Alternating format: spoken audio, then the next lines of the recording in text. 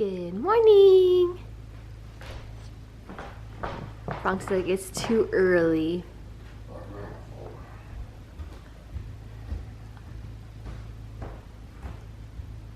It's so cute. Hi, baby. Hi. Hi, baby. Doesn't quite know what's going on, but he's tired. That's one thing he knows for sure. Look at Bronx's face. He looks like a pit bull right now. Yeah, you look like a pit bull. You're just so cute. You're just so cute. You're so cute. So today is the morning of Bronx's MRI. Literally, it's been a week since we were at the vet to see the neurologist a week ago, and literally a week later we're going to get an MRI. It's difficult to tell a dog to stay still for like however long they need them to stay still for the MRI, so they'll have to give him anesthesia, you know, and that's kind of like not my favorite part. He's coming out of his bed now. Hi. But yeah, we're gonna head over to the vet now, and I'll have to tell you guys about my dream that I've had about Bronx last night, maybe into this morning. But yeah, we're running kind of late, so it's time to head over. And look at Bronx. Hi, look at those eyes. Look at those eyes. Hi. Okay, come on, let's go. Let's go, baby. So my dream, you know, dreams are very like PC and I don't remember stuff. And it's like kind of clear but not clear. The one part that was pretty clear to me was like we had dropped Bronx off, and then I realized that the next day was a holiday and like the vet's office was going to be closed. And so I called them asking them like, hey, is there going to be somebody there while you guys are closed?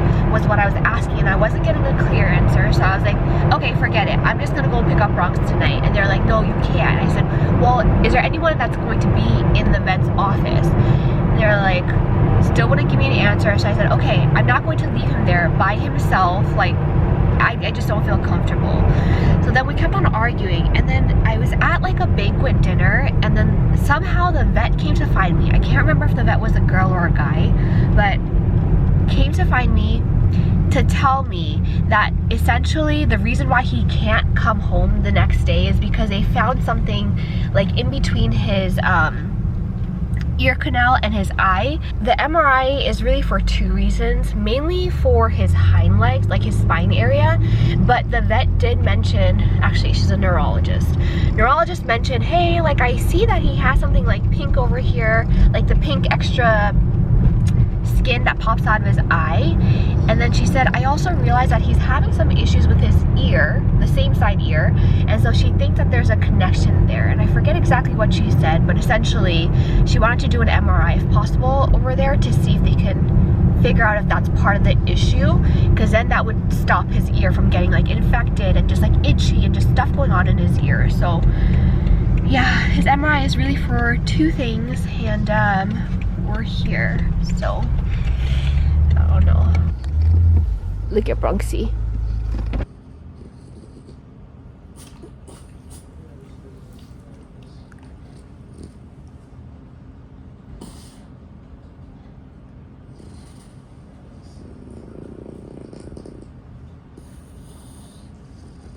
So we're back home. Oh gosh, I like bawled my eyes out because I'm gonna try not to cry because no one wants to see me cry. So the last time we were there, he was shaking because he was so nervous, and I felt really bad for him because I think if you remembered the last time he was there, which was during COVID, when he had that upper respiratory infection, and so last time we went, he was shaking, and he eventually calmed down. This time around, he was shaking, of course. I don't know if he had a bad experience or he's just scared because we're not there with him, or if he like gets some sense of like, I don't know, like cries, or he senses like the fears in other animals there. Like, I just don't know. It could be like a mixture of everything, and so I just feel bad. It's difficult to explain to a dog like what's going on, you know, and like why we're doing this. It's hard. Like, you can't you can't communicate in that respect where like why he's there, what we're doing, that we will be back for him. Just like the unknown, like he doesn't know what's happening. That's just really difficult. I'm really trying not to cry. When we're parting ways, maybe I just need to like cry. I drank some water and blew my nose. But when we're parting ways, it's so sad because we had to pass off the leash to, you know, the person who works there. And he's low to the ground, trying so hard to pull away and like leave. It's just heartbreaking. I started noticing that Bronx was kind of walking just weird, you know? And so we made an appointment at his vet. Now it's probably been about a month, a little over a month. He had to get blood work anyway, so I asked them to, you know, check out a few other concerns that I had. And so then, you know, he recommended that we make a neurologist or an appointment with a neurologist as soon as possible. And, you know, we have a couple that they recommended around here. They have some wait time, and so we made that appointment. That was last week. We went to go see the neurologist, and I had prepared myself because I knew that Frenchies are known to have like this thing called IVDD. They could get paralysis, loss of bladder control and bowel movement, or bowel control, anxious behavior, sensitivity to touch and movement, pain and weakness in rear legs or lameness, hunchback with neck or tense muscles, muscle spasms. It just goes on. So I knew that was a possibility, and so I kind of prepared myself because I knew that like the way to treat that is typically surgery, from what I've like seen and heard. So I went in there just with a lot of like anxiety, because it's like I knew there was something going on, I just didn't know what, and we had to just wait to hear from the neurologist. And so they did a bunch of like tests, preliminary tests. Then she came in and she thinks that he has spinal subarachnoid diverticula. There's like fluid that's compressing, I guess, like the spinal cord, and then the spinal cord is basically what sends all like the signals down to his hind legs on like what to do and stuff. And so he's not in pain, but his hind legs just kind of like lag behind a little bit. And so she thinks it's that, but basically kind of gave us a couple of different options, really two branches. One branch is just not knowing if it's what she thinks it is and just trying different treatments, whether it's like different medications, physical therapy, basically just throwing whatever she thinks will help, and seeing how his body reacts. And then the other umbrella or the other category would be to do an MRI and really figure out what exactly it is that's going on, taking the results and then making a treatment plan from there. It's been almost 2 hours, an hour and 40 minutes since we dropped him off, and we still haven't gotten the text. So the biggest thing that like breaks my heart is he's going to have to be waiting in a kennel, and he doesn't know what's going on, and he's just like scared. Like that's the thing that breaks my heart the most. And of course there's a possibility of like complications and stuff when he has the anesthesia and like waking up from it. And I know there's been tons of dogs that have gone through this, so you know, I'm sure he'll be fine. I just want everything to be just quick for him. I know it'll be like painless. It's just like the mental torture essentially is what I feel so bad about. So yeah, my plan today is just to be busy. I'm gonna keep myself busy, fold laundry, work a little bit, just tidy up the place, and just try to do my best to make the time fly, and not sit around and like not do stuff. So that's my plan today. So my sister was kind enough to pick up lunch from Sugo Hand Roll Bar. Ooh, wow, look at that. They have their, what is this, tamari? It must be like their soy sauce, pickled ginger, wasabi. Then here are the hand rolls. Anytime to return to the main menu, please press 0. You are number 1. Over the last couple of years. A client service representative will be with you as soon as they are available. Hi, thank you so much for holding. Is this Bronx owner? Yeah. Okay, perfect. It sounds like you just wanted an update on how he's doing. Yeah. He's doing great for us right now. I'm looking at him right now in his kennel. Okay. We are planning on getting him ready for his MRI in the next couple hours. We just had one procedure before him, and so, Okay. we're just finishing up with that, and then we can send you a text when we get ready with him. Yeah. And then we'll kind of get updated with when he's up and probably a better like pickup time and everything. Okay, perfect. Okay, thank you so much. Yeah, no problem. Okay, bye. It's 1:24. I dropped him off at like, we got there by 9. Probably they grabbed him by like 9:15. It's been 4 hours. Like, I would have rather just kept him with me, you know, until like I just yeah. The crappy thing about this whole situation is that the veterinary office that he's in is also a 24-hour pet emergency place, and so like if they have an emergency that comes in, that would obviously take precedent over Bronx. But it's like, oh gosh, I wish I kept him. I don't know, I wish I could have kept him until like literally the time that his like procedure comes up. But this is where we're at. Just overall, it's been a crazy year, but it's been like 2 weeks since I got these packages and I haven't unboxed them. I literally just opened them up to see because I forgot like half of the things that I ordered. This is what I got from Ulta. I got the Olaplex Blonde Enhancer Toning Conditioner. This is for my color treated hair.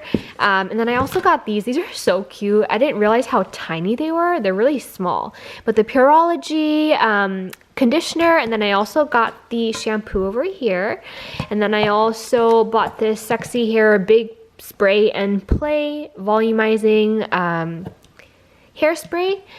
And then these I got from Nordstrom. So I actually got 2 of these, the Brow Wiz. Then I also have the brow definer, which is a little bit thicker of a pencil, bigger. I got this one for free. This was a sample that came with it. So this is a clear brow gel from Anastasia. And then I got the Sunday Riley CEO Afterglow Brightening Vitamin C Gel Cream. And then I also got the brightening serums. All right, so this is a text we received at 3:37. And right now it is 5:01. It's literally a waiting game, just like patiently yet anxiously waiting to get a phone call of any sort. Like, I don't know. I don't know where they are in all of this. Like, he could be going through the whole MRI or getting the MRI done now. Like, I don't know. I just have to patiently wait, which is the hardest part because I just don't know what's going on. I'm just waiting. It's 6:51. We will be at the vet's office or the hospital by 7 o'clock. It's been 10 hours since our poor boy has been over there. The vet said that he did really well under anesthesia. I don't know if it's anesthesia or anesthesia. I don't know. I've been saying it kind of weird, but she said he did really. No, she said he did really well. So that, you know, made me feel a lot better. Basically, what the neurologist thought was the issue. So she hit it really on 2 points. The first one was the ear infection. The MRI did confirm that he does have a middle ear infection. We have to actually, so she's gonna send us home with antibiotics, and then if that doesn't help his ear, we're gonna have to go see a dermatologist. I guess dermatologists do this stuff with the ear and adjust it that way. Then really the main reason why we even did the MRI was for his like spine / hind legs, and so he does have that subarachnoid divergent, whatever that is, I can't even say it. So he does have fluid, and really crazy is that 90% of his spinal cord, I guess, or spinal nerve is being squeezed out, so he only has really 10%. And she thought it was really like, she said she has never seen a dog with one that bad. But the reason why, like, I think part of it that she was surprised about was the fact that he's still walking. and like peeing and pooping, and so I think, yeah, she was surprised, but we're here. I can't wait. I want to run in, grab Bronx, and go home. Guess who we have here? Bronx, baby. He's tired. They said he'll be tired for the next probably 30 minutes to an hour. Hi, Bronx. It's okay, lay down. Look at him. Poor baby. Oh, his ears are so cold. I bet he was cold the whole time. My poor baby. Oh, and he does smell like piss, so I feel like, well, Edwin said he smells like pee, and I smell it too, so I'm pretty sure he must have peed while he was in the kennel or something. Yeah, it's okay. Aw. He's tired. He's noisy today.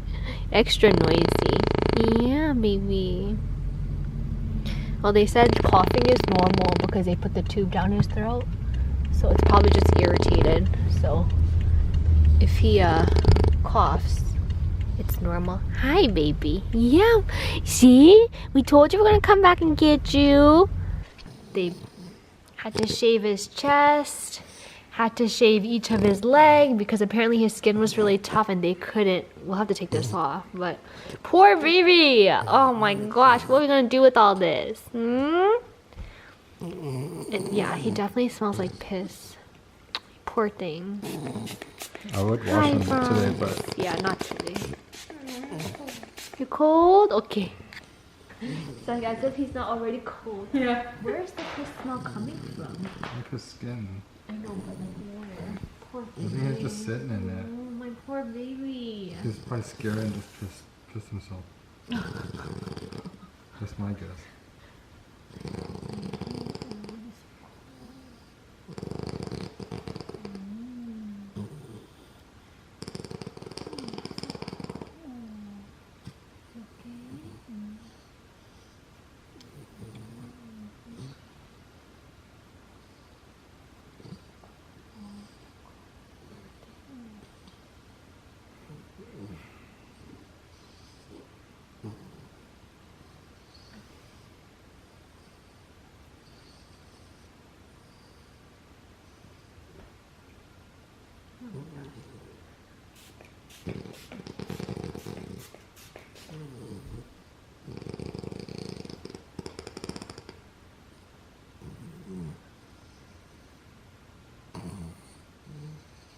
Ugh.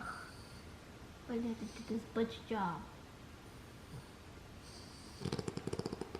Guess I'll feed him. I'll have to feed him. They clipped his skin.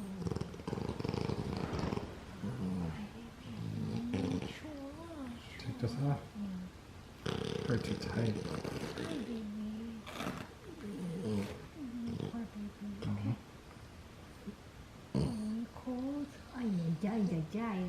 Cool, you got some wristbands.